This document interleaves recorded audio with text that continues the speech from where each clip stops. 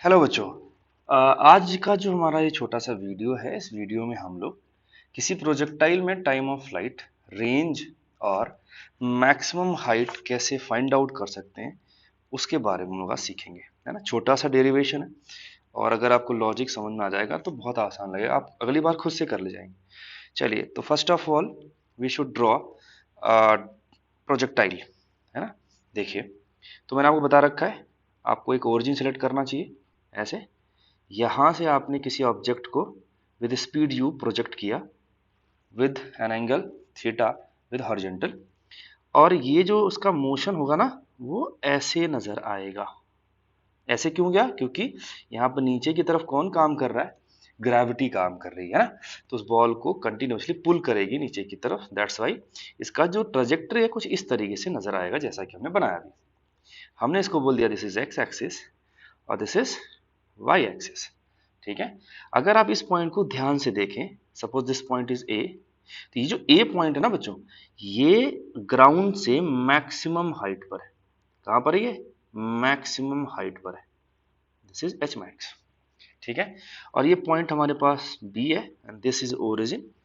जब भी आप प्रोजेक्टाइल पढ़ते हो, आप हमेशा पॉइंट ऑफ प्रोजेक्शन को क्या मान के चला करो? ओरिजिन मान के चला करो। ठीक है। तो ये पॉइंट आपका हो गया ओरिजिन।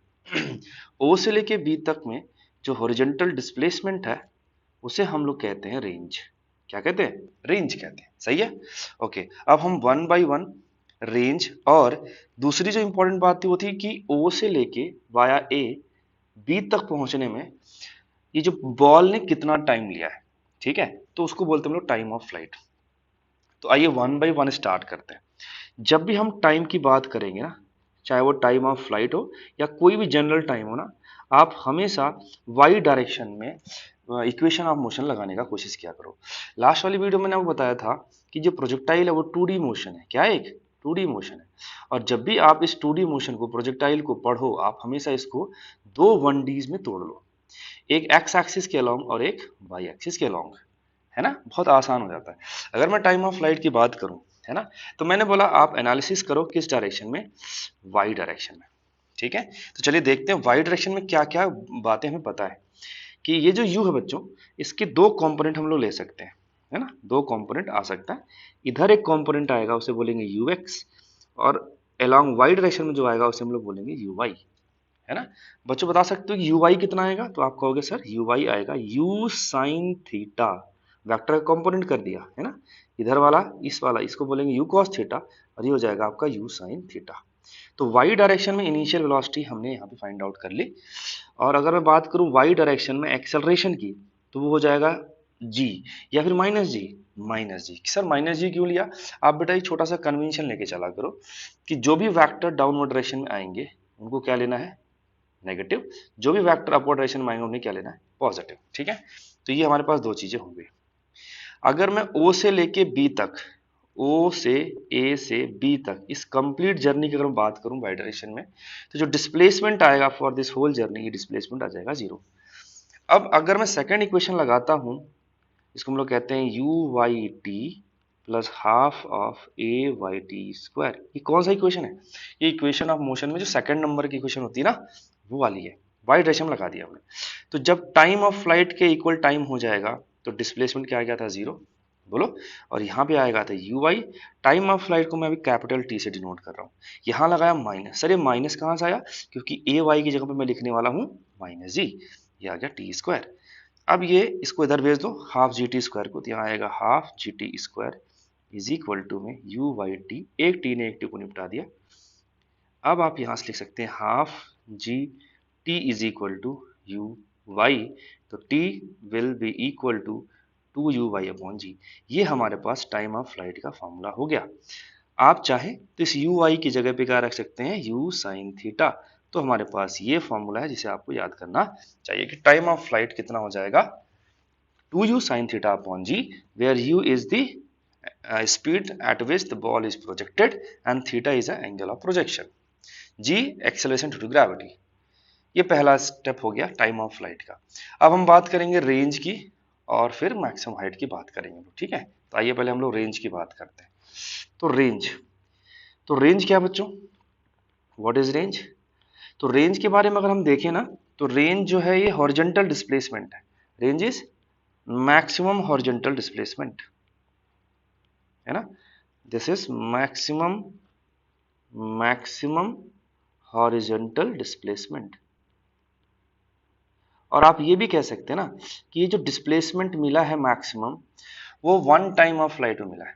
कैसे सर? देखो यहाँ पे इस डायग्राम को एक बार वापस देखें कि ओ से लेके बी तक में, पूरे इस जर्नी में, यहां से लेके यहां तक में, है ना, जो हमारे पास टाइम लगा है वो टाइम ऑफ फ्लाइट है, और ये जो हॉरिजॉन्टल डिस्प्लेसमेंट आया है वो रेंज के इक्वल है ना।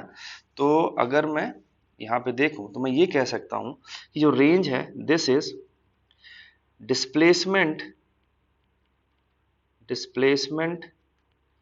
In one time of flight. वैसे टाइम ऑफ फ्लाइट एक ही होता है, तो टाइम ऑफ फ्लाइट, ओके। अच्छा, तो एक्स डायरेक्शन में हमें एनालिसिस करना है। तो अगर हम एक्स डायरेक्शन में 1D जो हम एज्यूम कर रहे हैं, वहां पे अगर हम इक्वेशन ऑफ मोशन लगाते हैं, सेकंड इक्वेशन लगाते हैं बच्चों, तो आएगा uxt plus half a x into t square. S x कितना हो जाएगा? अगर मैं टी को टाइम ऑफ फ्लाइट रखता हूं तो ये पार्टिकल यहां से यहां पहुंच गया, यहां से यहां पहुंच गया, तो ये टाइम ऑफ फ्लाइट में हॉरिजॉन्टल डिस्प्लेसमेंट आर हो जाएगा। यहाँ हो गया आर। यू एक्स कितना था सर? यू कॉस थीटा था, और यहाँ पे आएगा टी। सर ए एक्स तो जीरो होता है, कैसे?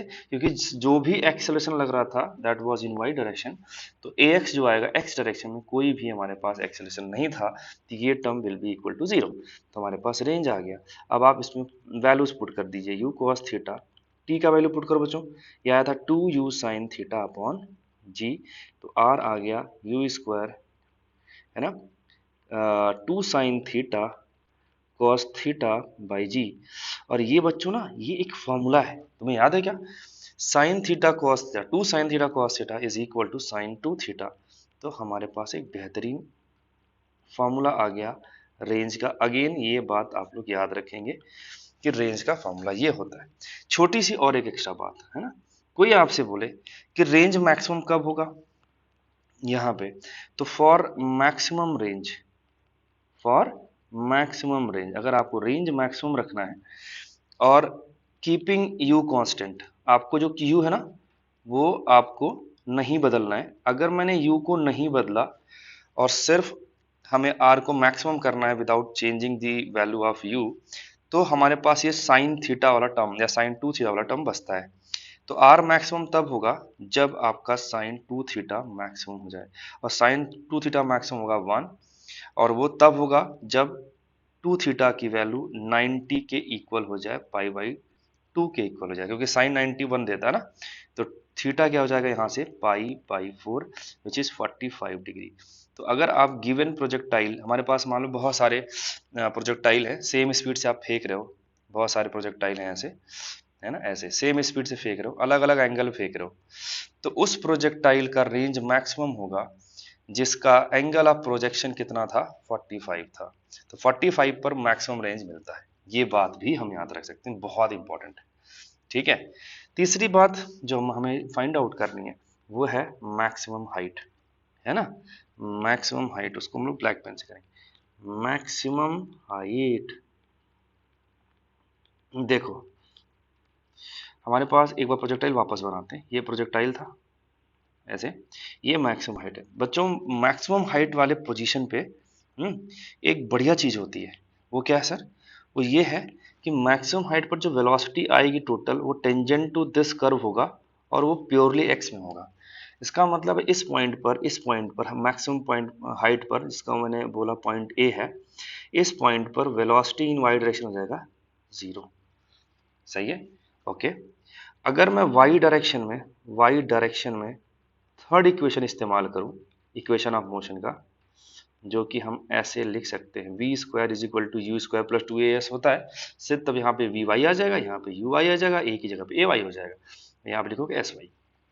तो ओ से लेके ए तक में अगर मैं इस सेकंड थर्ड इक्वेशन को इस्तेमाल करूं, तो यहाँ पे बेटा यू था, है ना, ये एंगल थीटा था, ये यू वाई था जिसको हमने बोला था यू साइन थीटा है, रखते हैं हम। देखो यहाँ पे आएगा यू साइन थीटा का होल स्क्वायर मतलब you square sine square theta, minus minus क्यों लिया, क्योंकि जी कहाँ लगता है हमेशा नीचे की तरफ, तो माइनस टू जी।